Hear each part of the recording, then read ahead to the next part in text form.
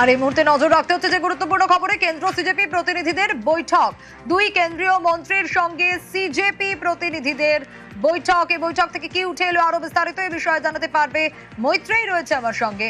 মৈত্রেয়ী, সোনিয়া দেখো, আজকে প্রায় 1 ঘন্টার কাছাকাছি 50 মিনিট থেকে 1 ঘন্টা দুপক্ষের মধ্যে বৈঠক চলে এবং সেখানে কেন্দ্রের তরফ থেকে জেপি নাড্ডা কেন্দ্রীয় মন্ত্রী এবং কেন্দ্রীয় মন্ত্রী ডক্টর জিতেন্দ্র সিং যারা দুজনেই উপস্থিত ছিলেন এবং অন্যদিকে আশুতোষ রাঙ্কা এবং সৌরভ দাস সিজেপির তরফ থেকে নেতারা তারা দুজন উপস্থিত ছিলেন এবং এই বৈঠক প্রায় 50 মিনিট থেকে 1 ঘন্টা চলে। আর কিছুক্ষণ সময়ের মধ্যেই বৈঠকের বিস্তারিত তথ্য সামনে আসবে আমাদের কাছে। যদিও এখনো পর্যন্ত বৈঠক থেকে বেরিয়ে সিজেপির তরফ থেকে সৌরভ দাস এখনো পর্যন্ত খুব কোনো মন্তব্য করেনি, তবে তাদের তরফ থেকে বৈঠকে তাদের দাবি সম্বলিত একটি পত্র সেটা তুলে দেওয়া হয় জেপি নাড্ডার হাতে।